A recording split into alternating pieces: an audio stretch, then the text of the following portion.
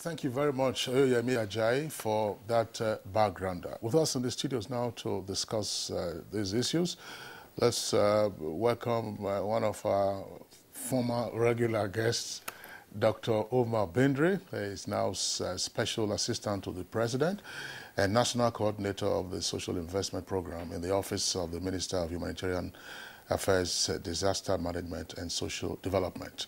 Dr. Bindri, pleasure to have you again on Good Morning Nigeria as former Secretary to the Adamawa State Government. Thank you very much. Good to be back. Okay. Also here with us in the studios is a regular guest on Good Morning Nigeria, Niya Kinsiju, a financial and investment analyst. My pleasure, as always, a privilege. Thank you so much. And we would also like to introduce Reverend David Ugolo, Executive Director, African Network for Environment and Economic Justice. He is one of those who are monitoring the disbursement of the Abuja loan to the vulnerable population in rural areas. Glad to have you on Good Morning Nigeria. Thank you very much. All right, gentlemen, once again, our pleasure to have you on Good Morning Nigeria. It's fairly easy to just tick off and say the social investment programs of the Buhari administration, but there are a number of components that are embedded in the social investment program. On the one hand, we're talking about one of the major efforts being undertaken to reduce poverty in the country, and therefore, of course, to move out millions from the poverty trap. We're also talking about financial inclusion. We're talking about growth and development. Now, these are programs that have been initiated at the federal level. The other leg of it would then be, what is it that we are seeing at the subnational level as complementary efforts? But 5 years on into the social investment programs, what does the evidence suggest and what more needs to be done? Well, first, let's start by taking a look at what we are seeing in front of us in terms of the many ramifications of the social investment programs, beginning with Dr. Omar Bindri. Well, thank you very much, Kingsley. And I think our country, for a very long time, has recognized that poverty is a dangerous thing to our country, dangerous to our unity, our peace, and everything. And I'm sure you recall, even back in the 70s, 80s, you can list myriad of programs from Operation Feed the Nation, Green Revolution, FIP during the Abachas, MAMSA and DIFRI during Babangida, down to FIP, NAPEP, and so on and so forth. It has always been a program after program after program. And I think this administration recognized that unless you have a very firmer structure to sustain these efforts in a very well-coordinated manner, we'll continue to be doing this. And that is why Mr. President approved the establishment of this ministry, Ministry of Humanitarian Affairs, Disaster Management and Social Development, specifically for poverty eradication, to ensure that we have well-coordinated structure, good platform to encourage cooperation so that we can sustain it. So the National Social Investment Program is not really an implementary permanent thing. It is interventionary. So in addition to the coordination and facilitation of cooperation of the main ministry, you don't need Einstein to come to Nigeria to tell you that youth restiveness is a problem, unemployment is a problem, children out of school is a problem. So the social investment started by hitting that as an intervention to shock treat the system so that you enable the implementing MDAs to now smoothly. UBEC, under Minister of Education, is for education, but there are gaps in education, so you need to throw in a bit of intervention. Unemployment probably is part of labor and SMEDAN and so on and so on, but the gap is too big. You need intervention. So the NSIP happens to be the interventionary platform of government, and it has, like you rightly said, 4 components. Empower, give young people skills, give them opportunity with stipends, and then enable them to see the opportunities in our country to create jobs for themselves and others. Then you have the school feeding program.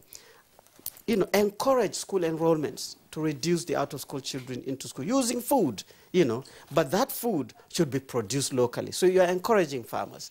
And the food is cooked by local women around the school. So you are encouraging entrepreneurship.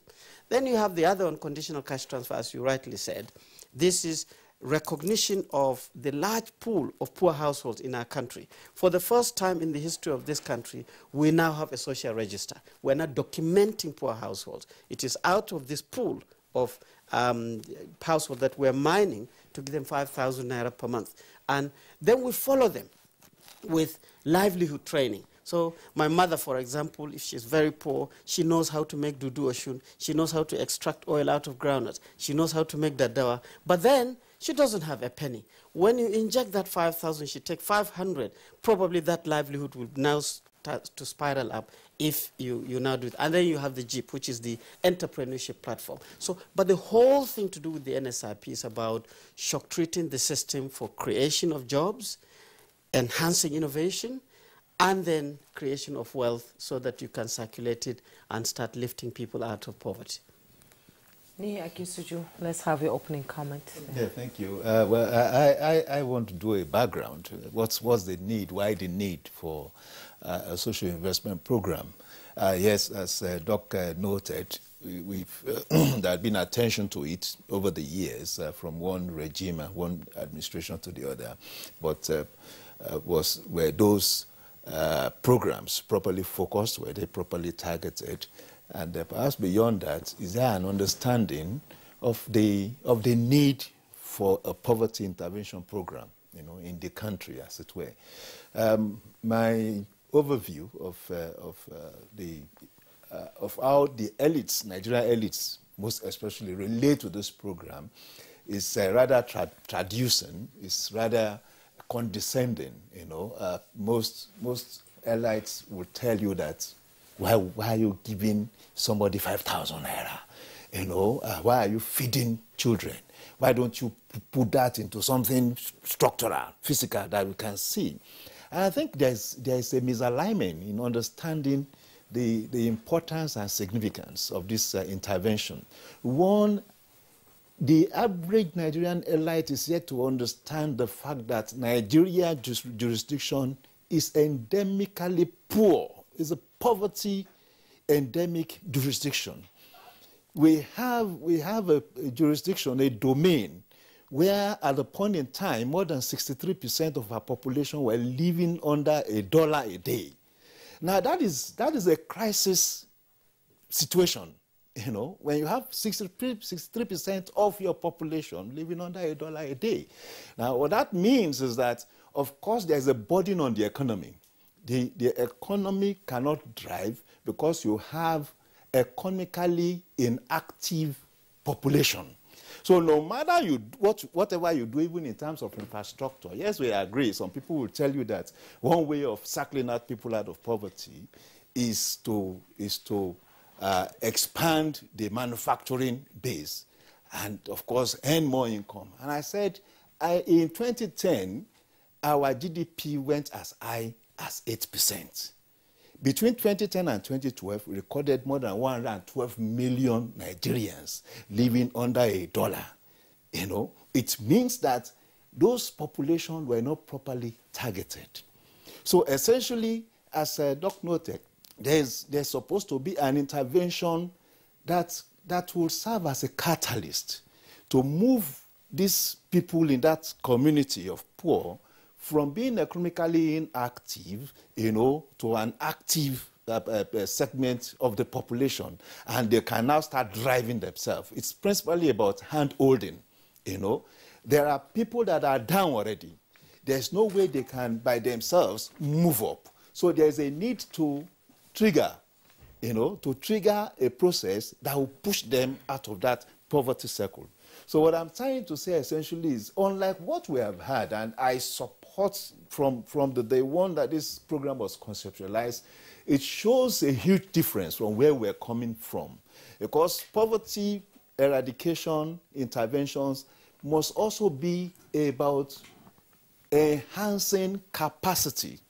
What we have been doing before, especially between 2002 and 2014, had to do principally with distributing motorcycles and tricycles.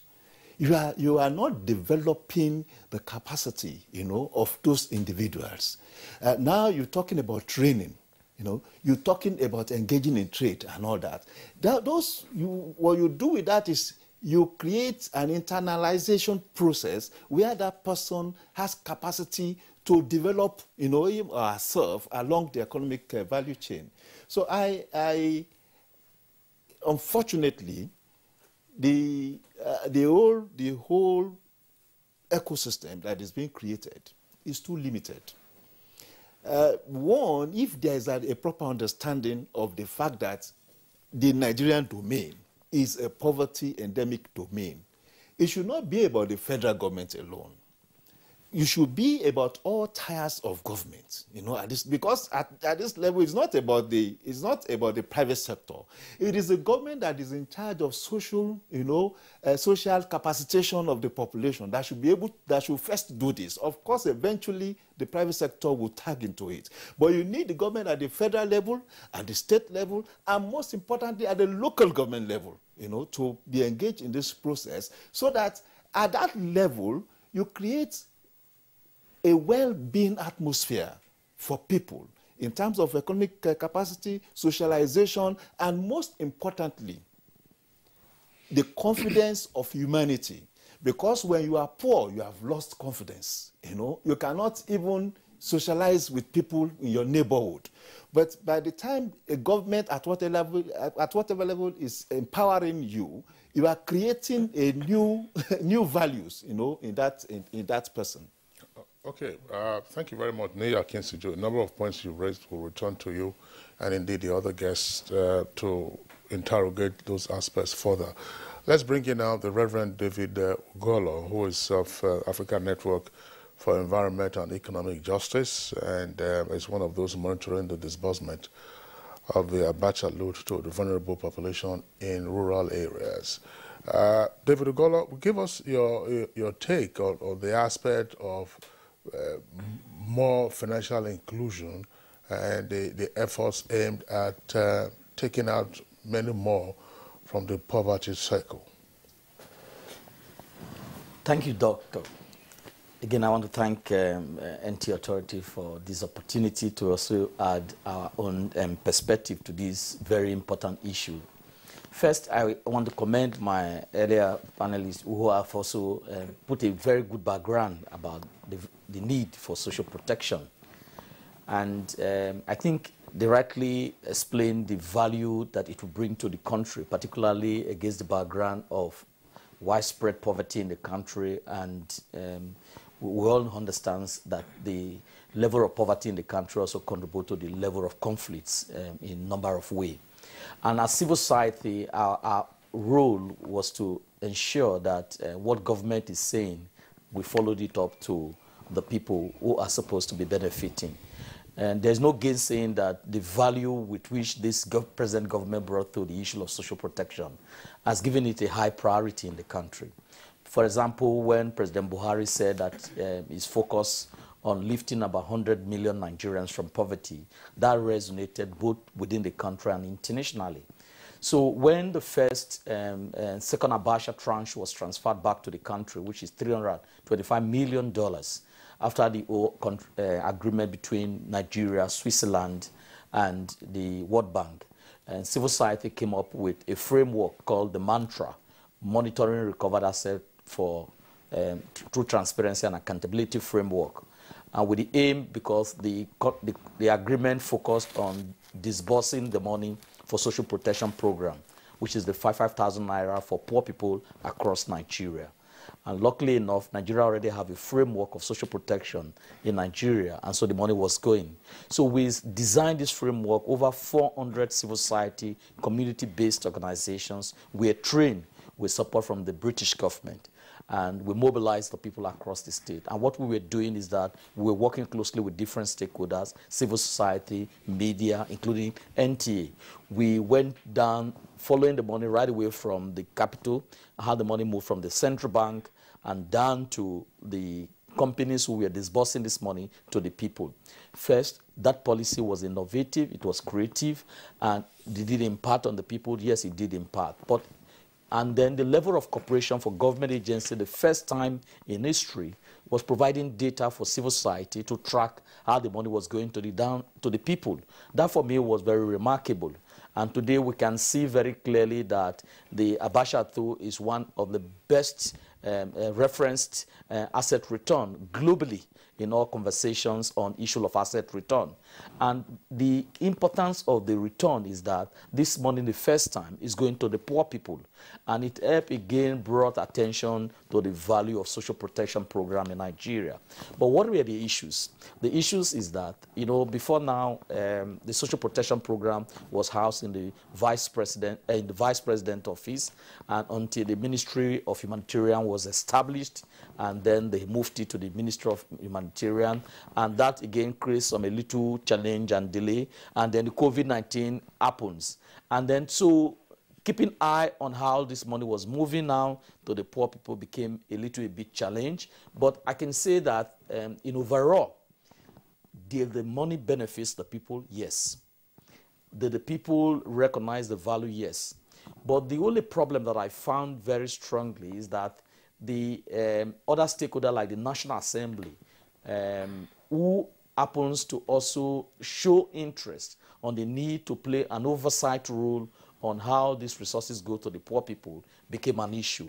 But in overall, this issue has also helped to raise the profile of social protection program in Nigeria. A number of civil society that were involved in the monitoring had the opportunity to also engage government at the highest level. And now, but was the money enough? It wasn't enough. And was the budget allocated for social protection programs sufficient enough? No.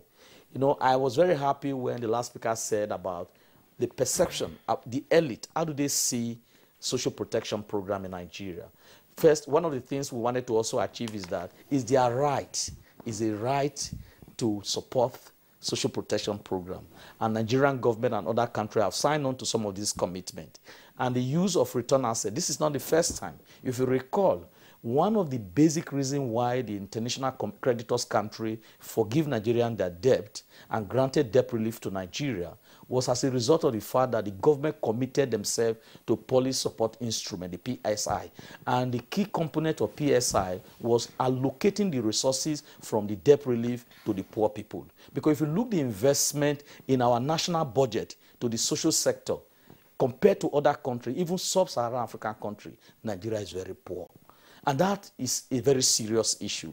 And we can see the pain it causes in Nigeria because the increasing level of poverty in the country is a threat to the country. So one of the key things that I keep on saying as civil society is that money allocated for social protection program for the vulnerable should be seen as an investment.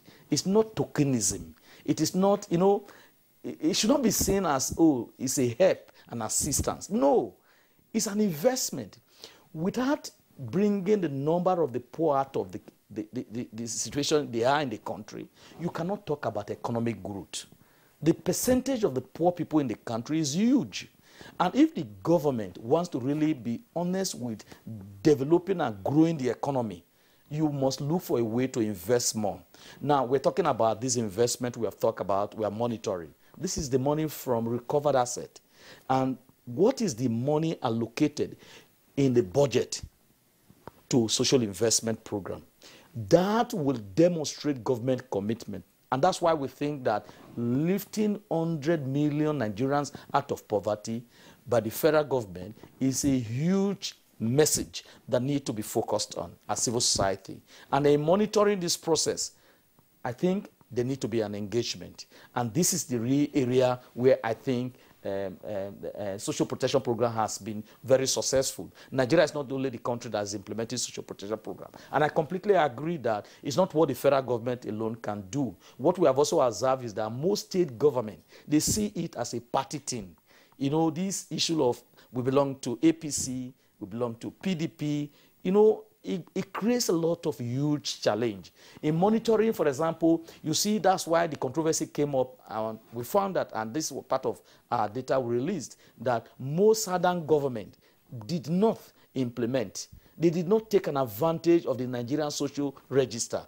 to put in place the infrastructure that would have empowered the National Social Investment Program Office to support the implementation of the disbursement of the 5,000. But what you see in the paper is that, oh, this is a northern thing. That's not true. That's not true. What we discover in our monitoring is that most certain governors did not put in place the infrastructure that would have enabled the disbursement, because there are certain steps that you need to follow, because you have to, first of all, map who is to benefit from it.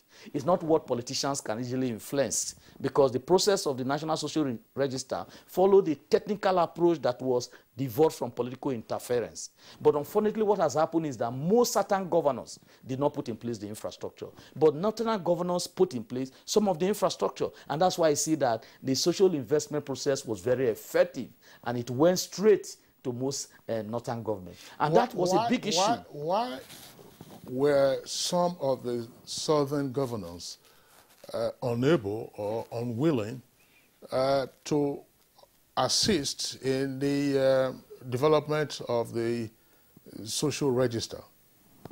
Well, I think that's the real key issues. And I'm happy that I'm from the South.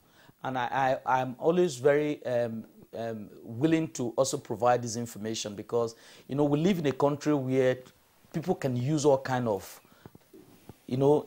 things to create problem where there seems to be no problem.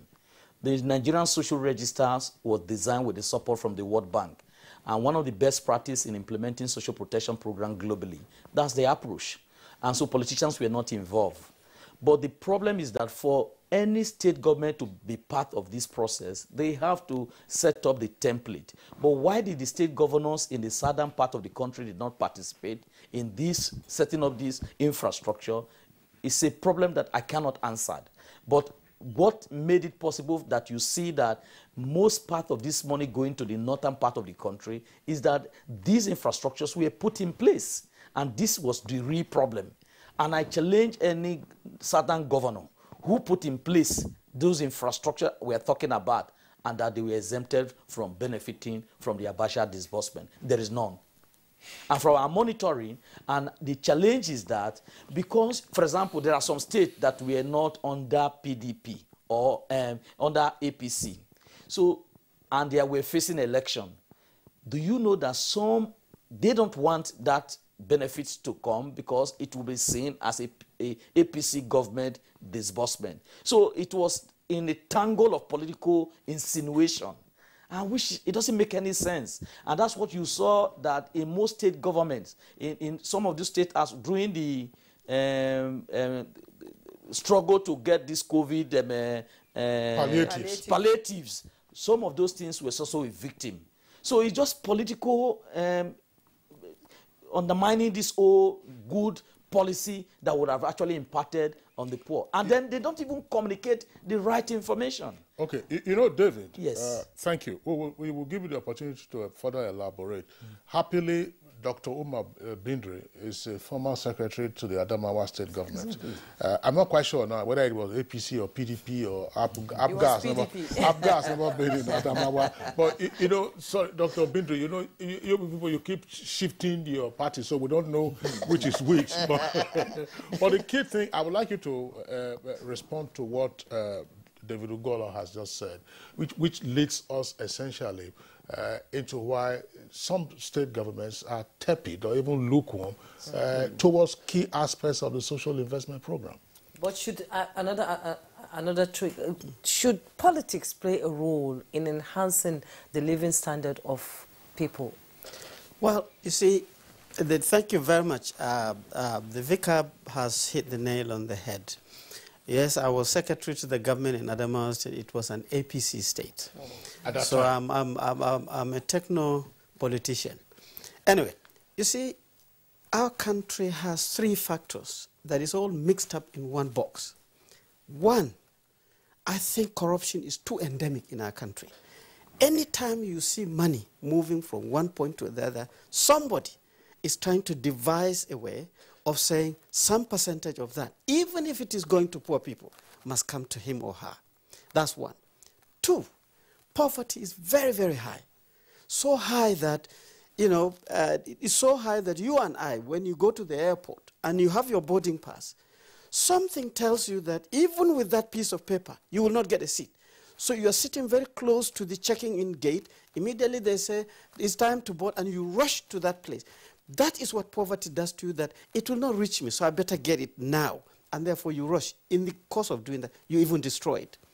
The third and the unfortunate thing is actually politics. Just like Pastor said, something good, this tackling poverty is the key issue in Nigeria.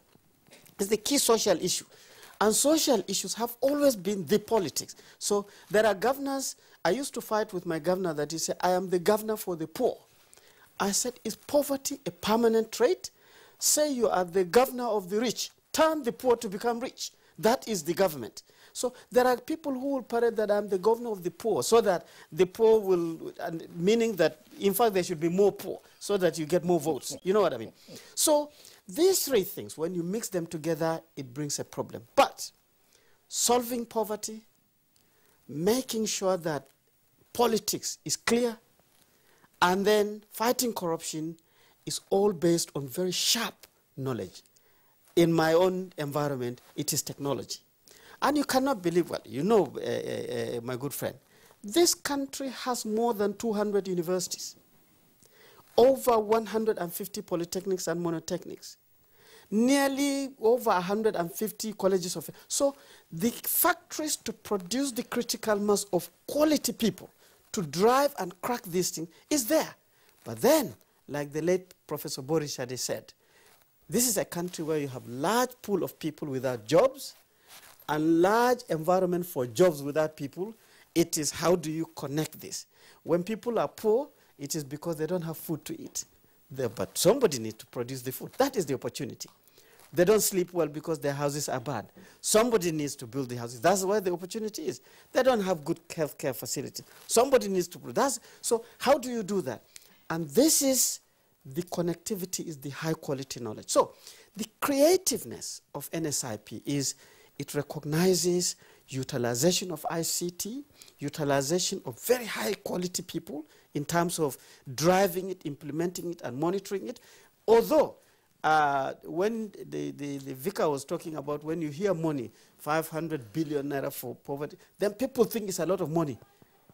With nearly 25 million unemployed graduates, if you take only 1 million and you give them 30,000 per month, it is a 30 billion naira per month industry. In only 10 months, it's 300 billion. People don't realize this, that actually that 500 billion naira is not even that much. This is only one aspect of a minute intervention. So the quality of the manpower to drive it, the process of driving it using technology is the key in catalyzing it so that you can now amplify it. One person who is trained can employ himself and 3 others. So you have 4. You know, that 4, when you expand it, so it permutates like that. So that is also, Pastor is very, very, very, the political side, yes, is there. Some people think, oh, if you allow APC to come here and be helping people, then before they know, they will say, oh, we are not doing anything. It is APC we can vote for. That parochialness is there. But I think it is technology. It is monitoring, reporting, reeling out data that will now expose people rather than semantically polarizing it further, if you know what I mean.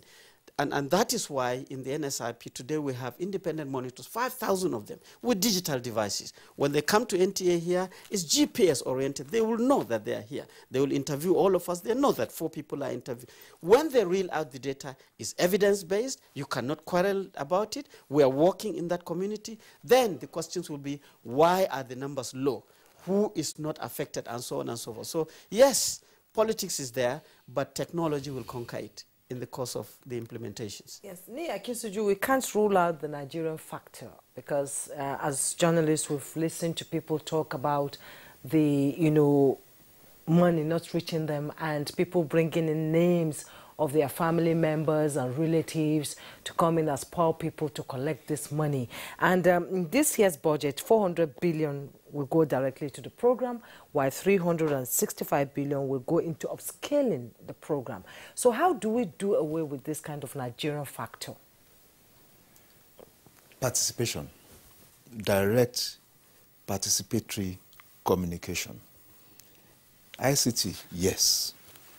But most importantly, at the identified community, participants must be directly involved in even deciding the process of engagement. And I think talking at the level of the monitoring officers, it's okay. But I think as part, it should be inherent in the program that the participants themselves must be groomed to monitor, must be groomed to monitor and report. That way, when the participant honed it, they can easily identify aliens trying to infiltrate their ranks, and they will have a voice. It's simple. I think there's a need to remodel, the engagement process from what I think, what I call the headmaster approach. There's a bit. It's not as if there's no form of engagement. But if we look at what we call a ladder of engagement, when you consult, for instance, it's a form of engagement. But you have taken your decision at the capital, and you are going to the community. You are merely going to inform them of what decisions have been made. I think at this level, there's a need to start allowing the people at the community to have a say in the process, so that they not only own the program, they ensure the sustainability of the program. And of course, ensure it becomes a legacy program too, because the idea of the program is to transition people out of poverty into being economically active. So I think by the time we allow people to own, this program by actively engaging them, and providing them, empowering them to have voice, and I'm insisting on that voice is important, we will be able, of course, to start sidelining the Nigerian factor, as you said. The Nigerian factor draws from what Doctor said. Where is the money? Which one is my percentage? So there is usually a deliberate effort to sabotage the process. So there must now be a way of combining technology and the people at the community level to hone and activate these programs. Nia, when can it be said that a person or a group of persons have been ejected out of the poverty cycle? So that in terms of impact assessment, yes, we're doing all of this, we're doing all of this. At what point, in terms of metrics, can we then say that these persons have left the poverty trap and they have now become economically active agents, engaging themselves, adding more value to the nation's wealth? It's a benchmark. The World Bank is responsible for determining what the poverty line is. Before 2015, it was $1.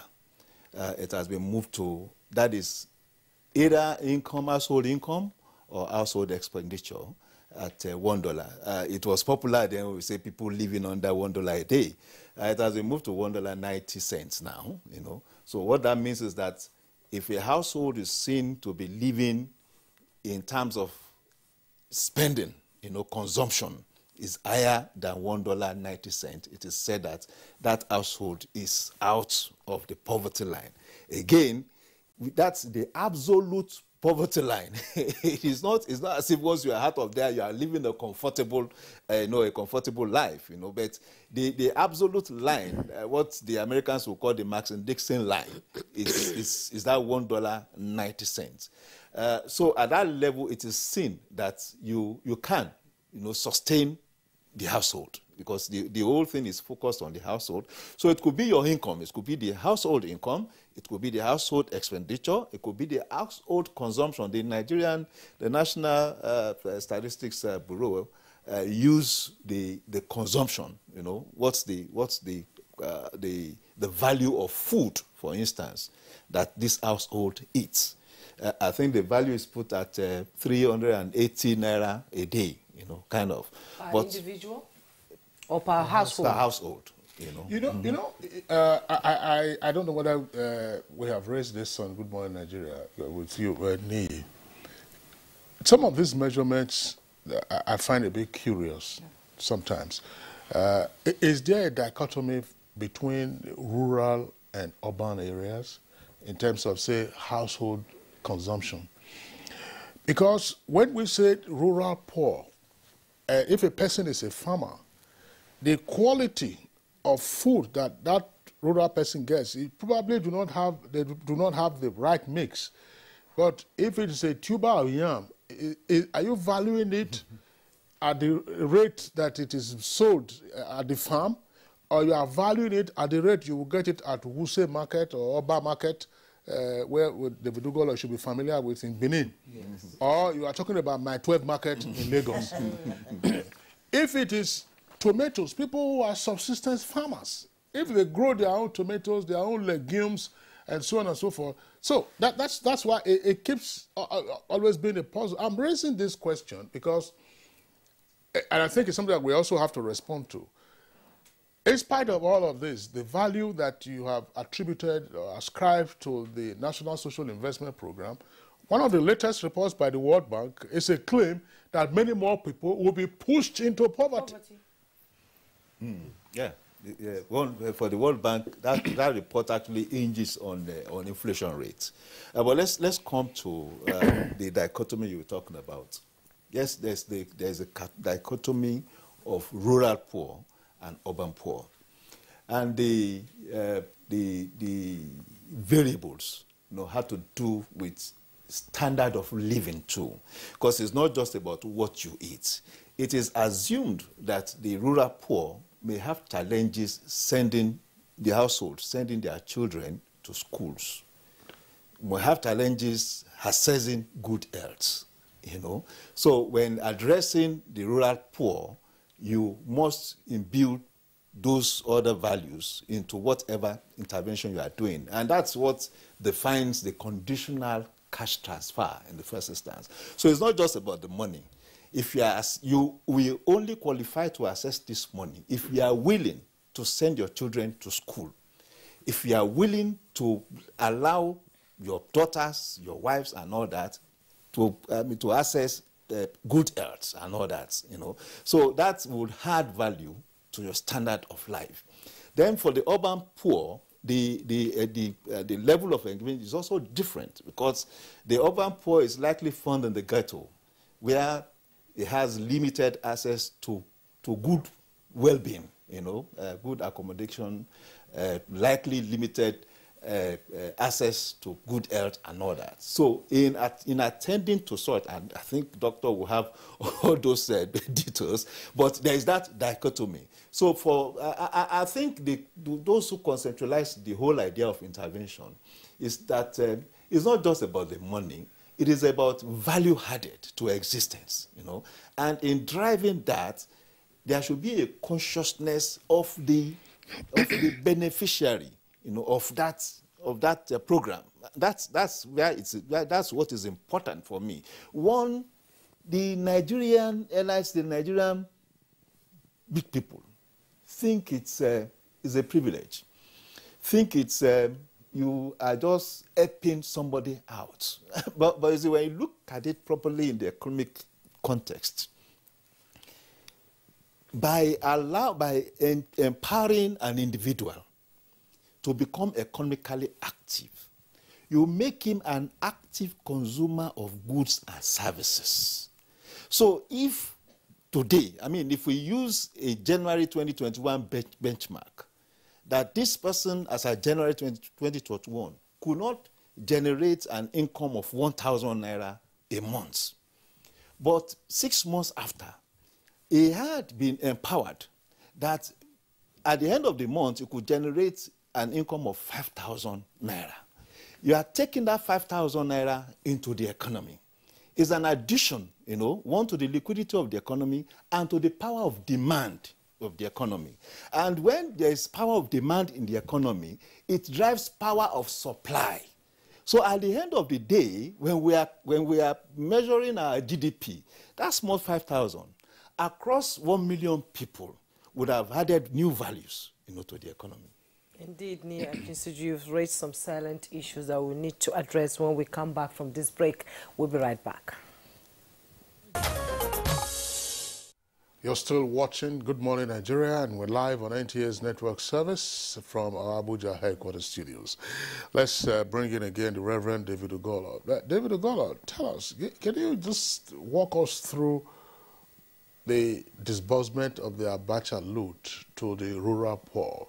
How did it work out? And what is the manifest evidence of the transformation in the lives of the recipients of part of this loot? I'm asking this question against the background, partly of what Nia Akinsuju said, that if properly targeted and properly managed, you can see the cascading effect of what appears to be a token, even if it's 5,000 naira.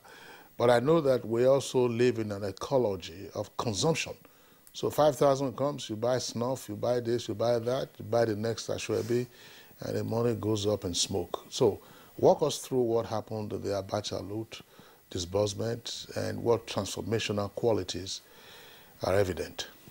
First, again, I think what happened with the Abacha loot is that, which is the $325 million, is that it was put in the central bank, converted to Naira, and the National Social Investment Office managed the disbursement through their state, local government offices. Now, our role as civil society was very clear. We were to work closely with those government agencies to see if the money was getting to the beneficiary. So the first thing we did was to engage the government agency. First, and the government agency provided us all the names of the beneficiaries. So our monitors went to those states, went to those local governments, engaged those people at the local level. There are issues sometimes. Some complain their names are not in the register. Some complain their names were taken away from the register. In that process of consultations, we bring those information back to the office. Some are addressed. And there are also cases where officials of these social investment office collude to try to undermine the process. We'll investigate and brought to the attention of the National Social Investment Office, and those officials were prosecuted. I think some of them were also reported to the Anti-Corruption Agency, and they are currently facing prosecution. Now, the question is that, did this money, 5,000 naira, did it benefit the people we saw? Now, I personally led the North Central path, and I was there. I met with the poor people. It is easy for people to stay in Abuja in the comfort of five-star hostel and begin to ask questions that, what is the benefit of 5,000 naira? I tell you, 5,000 naira means a lot to these people. Yes. These are people, they have never seen this kind of money coming consistently. And so the money, from our own evidence that we gather from those beneficiaries we met, they are grateful, they benefited from it. And then the next thing that the National Social Investment Office did, that was very helpful, because I completely agree with you that sometimes they receive this money, their children are sick, they are not able to do anything, they have to buy drug and all this. But you know what it means? Except you haven't lived in the village. I have lived through the village and I know what it is. If your daughter or your son is sick, you are able to have 5,000 naira to go to the pharmacist to buy drug. It means a lot to these people. And so, but beyond that, the office also formed them into cooperatives. So they came into cooperative, and so they contribute some part of the money. And then and each of them picks when it gets to his turn. And so they are involved in some kind of petty trades. So will $325 million change the landscape, the poverty landscape in Nigeria? It will not. It's like somebody saying that, as an anti-corruption expert, people always complain that every day corruption is increasing in Nigeria. I try to let people know that the corruption is also declining. But because the level of media reporting people will not appreciate the fact that corruption is also falling down. So the same thing with what has happened with the Abuja 2, the $325 million. 5,000 naira cannot change the life of everybody.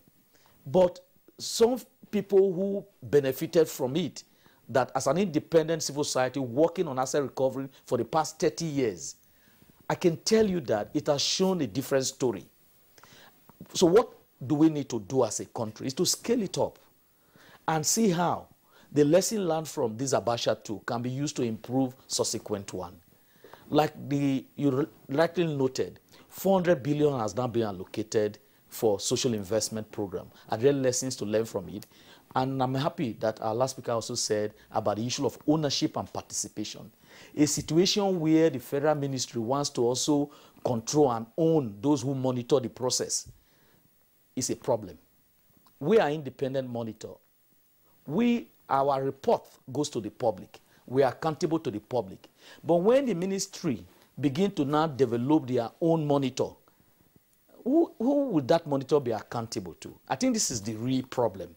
And so those people that, and today, you can see that when Miriam Waits was reporting to the National Assembly, it was our report she used. So it's in the interest of the Federal Ministry of Humanitarian to allow independent,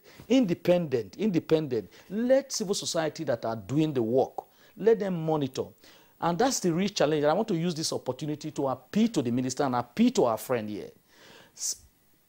The situation as we speak, Abuja money, Abuja $325 million has not finished. But we have been having challenge, having information of recent. And it's in the interest of the Ministry of Humanitarian Affairs to provide Nigerians. Because what happened is that this money was cladded with the money that the federal government released during the COVID-19 humanitarian assistance.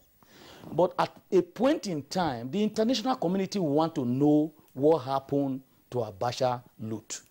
As we speak, for more than 1 year now, we've not been having access to the data. And that's a huge problem.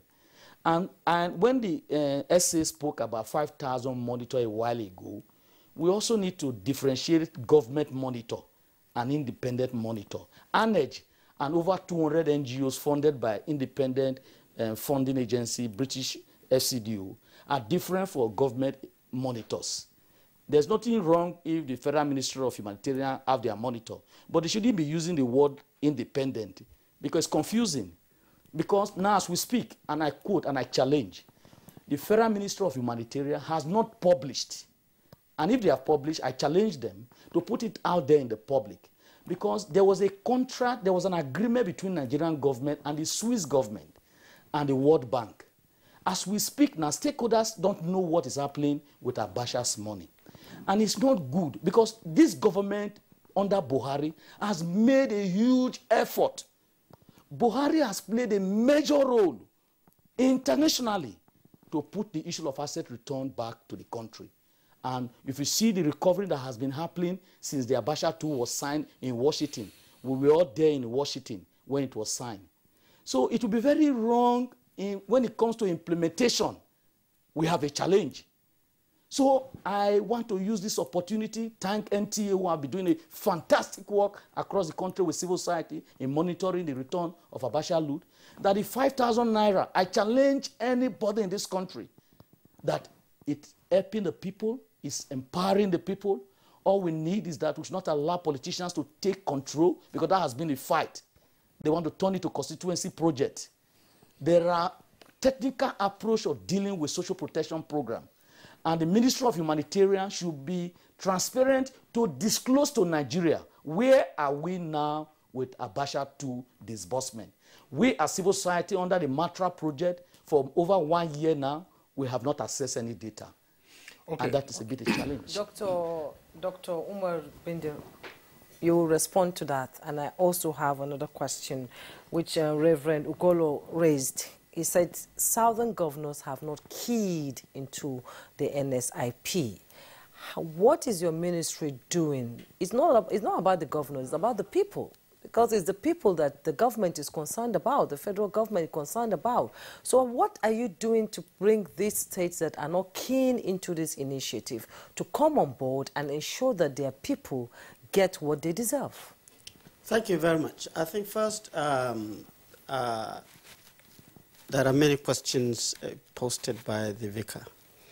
But starting with yours, I think the flavor has changed. The president deliberately, right from the beginning of this program, said whether you are PDP or APC or ABGA or whatever, the focal person in the state who looks after the implementation into the state should be nominated by the governor. It's not a federal government appointee. And the reason for that is to now bring the inclusivity at the implementation level. And I am happy to report to all Nigerians that every state of the federation has a focal person. And that focal person is from that state. All his details are transparently available. In fact, probably they are listening to this program. And because of that, all states have now subscribed. There were only 2 states at the beginning when the school feeding program, Kwara and Bayelsa, that did not sign the Memorandum of Understanding of Partnership. But I'm happy to report again that these 2 states are on board, and we have on all our programs, every state of the federation participates. Certainly, the level of participation might differ. The level of partnership and cooperation might differ. For example, in Kaduna State, the federal government is feeding children between the classes 1 to 3. The state government adopted that model and started feeding from 5 to 6, which is a fantastic thing. That is the kind of partnership that you would love to see for the expansion. That's because there were also reports, because I remember we focused on some of those things in the past, that some of the pupils in the senior classes we are going to the junior class. We are going to the junior class. Yeah, but you see... Yeah, but then when he now said the house was coming, then everything but you see, Kingsley, the thing is you are feeding classes 1 to 3 this year. Next year, it moves like that. So the third year becomes class 4. Certainly, you will have giraffe neck to say that. So, okay, now let's talk about the data on the recovered the second thing is the Federal Ministry of Humanitarian Affairs, to me, is an innovation to ensure that you have a structure that should continue to develop for sustainability of fight against poverty, and it is doing that. The Reverend raised the issue of independent monitors. I'm sorry to say that there is something to do with non-governmental organizations and community-based organizations that unless you are using them, you are not right. You know, every single of these 5,000 independent monitors, none is a staff of the ministry. They are independent. So that word independence does not necessarily translate to NGO or CBO. It can be anybody. They are Nigerians. As long as you give them the capacity and capability and tools of transparency and accountability to do the job, I don't think that is a bad idea. And that is exactly what the ministry is doing. 3, to do with accountability and data on money. The ministry does not handle Abacha. He himself said that the Abacha loot is kept in central bank as a dollar account. Nobody can touch. The ministry does not touch that dollar account unless it's routed through the Ministry of Finance, Budget, and National Planning. So data to do with expenditure, to do especially on Abacha Fund, is not necessarily on the ministry. In fact, because it's dedicated to the conditional cash transfer project, the conditional cash transfer is a separate unit, so to say, from the ministry, because it is more or less run with the linkage of the World Bank support.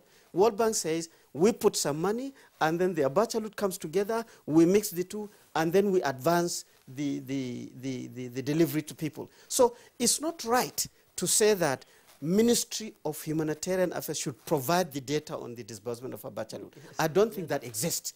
But supervisory ministry. You know, so I can't remember the other questions, but what I'm trying to say is that the momentum of fighting poverty through the NSIPs is gathering, and I'm very happy to hear from him that when going down to the bottom, they've seen the impacts and the effects of this. Okay. Is there a need to remodel? Well, I think remodeling is a metamorphosis. You know, when you start something, you now learn. You know, to us, the remodeling is trying to ensure that how do you get more people who are sincere to be part of this? How do you ensure that the targeting is very sharp? How do you ensure that your monitoring and evaluation and impact assessment is looped back to the design of the process? So it's a living thing. And the non-governmental organizations, community-based organizations are totally open. And on all the programs that we do, they are actually part of the ecosystem of implementation. I was just wondering, gentlemen, my colleague, Jumai, how do we overcome the lingering mentality you find mostly at the subnational level when there is a national program enunciated by the federal government? Subnational entities take almost forever to key in. You cited, one of our guests, probably me, cited UBEC, or you also did. We're all familiar with UBEC. UBEC requires counterpart funding. Until a couple of years ago, a number of state governments were in arrears. All the federal government said, look, we have 100 million naira to spend on universal basic education in your state. You bring another 100 million, so it becomes 200 million. And what 200 million will achieve judiciously, 100 million naira cannot achieve it. A number of state governments just, they just left it. And I don't know how that magic worked out eventually, because we had the UBEC chairman here on Good Morning Nigeria, we had the UBEC executive secretary here on Good Morning Nigeria. States, there was a time it was almost a naming and shaming thing that the names of states that had not paid their counterpart funding, well, the names were being published. So for this kind of national investment, social investment programs, how do we, in the first instance, encourage states and then more particularly local governments to almost immediately key in and thereafter to now see this as an example that they themselves can replicate in their own jurisdiction? You've been to the state level. Yes, I think this, if I call it frustration that you are radiating, I think by observation is exactly the same frustration that Mr. President himself is radiating based on the fact that he's saying the autonomy of the various levels in terms of funding should be able to be deployed. I was a secretary to the government in a state, and there are very few people who will work within the public system for a very long time at federal and also go to state and digest it and then compare the two. I am telling you, out of experience and practical involvement, that what you see at the federal level in terms of capacity, capability, and funding, and we complain, is actually paradise. When you go to the state, you will now understand how this country works. In fact, as an academic, I now feel like I am qualified to write on Nigeria will never be developed unless, and I'll put ... And that unless actually refers to the reactivation of the state system. When you have 100 billion naira at UBEC and you just face a state and say, bring 100 billion naira, go to that state and see, are the schools, even the ones they have, running well? Are the teachers being paid? What kind of infrastructure do they have? What kind of IGR do they have? All this myriad of problems is actually covered at the state for simply people to say, bring 100 million naira and put it with 100 million naira to implement. Even if you do, because there are contracts. Remember, every penny spent in the public system, irrespective of the state, federal, whatever, must come from a law, a budget. When you go down to the state, sometimes, if you were a consultant to analyze, this is the budget of this state for 10 years, and then analyze the implementation of this budget in line with the requirements of the law, procurement, you probably will be very, very lucky to pass through a 20 or 30% mark. All these myriad of problems are there at the state. And I think instead of funding, the federal or the national and other arms, or including international, should understand that building capacity or utilizing capacity, enhancing capability at the state level is key to ensure that they are strengthened to be able to see visibly what to do, when to do, and how to do it. Nia Kisuju, let's talk about putting it into legislation, and what kind of legislation should be put in place to institutionalize the program, even at the subnational level, so that we can ensure all-round development for the people in Nigeria. Yeah, we run a federal system, so legislature at the federal level would not compel, activities at the state level. I think what is essential is we need to be more persuasive. We need to be more Nigerians. The civil population need to be more active in engaging the states, the subnationals. There is a misaligned attention at the federal level. The media, the NGOs, everybody is looking at the 52% of the revenue coming to the federal government. But you have 48% going to the subnational and the local governments. And perhaps those are the tiers of government that are even nearest to the people. For instance, we are talking of UBEC. I try to remind people that primary school education is not a remit of the federal government. UBEC is just simply an intervention at the federal level, which means that the ownership, of the administration and processes should be owned by the state, and most importantly, by the local government that has the exclusive remit to primary school education. So, but because the media is not talking, the NGOs are not talking, most of us are concerned with federal allocation, oil and gas every time, corruption at the federal level, and we are not looking at corruption at the state level, at the local government level, huge misapplication of resources and all that. So I think there's a need for huge advocacy at that level, so there can be a balance, of thoughts. Okay, thank you very much, Nii.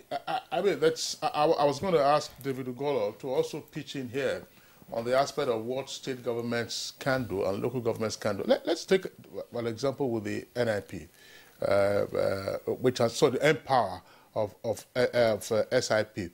Initially, the engagement was for a period of 2 years, I believe, and thereafter it then became, okay, what do we do with these persons who have been through the training and who have been through the process? It seemed to have been a challenge most of the time for the federal government to respond to. These persons were working not just in federal institutions, but also in state and local government institutions. Nobody heard anything about the absorptive capacity of states or of local governments, or what the state governments should say, okay, those who are engaged in health, they have acquired some skills. Can we mine persons from these persons so that they can get into some aspects of our healthcare delivery system? Those who were in NTeach, can we mine them and get so? How do we galvanize or even cajole states and local governments to do this? Very quickly, I know that it's a long question. First, I think the first thing is clear.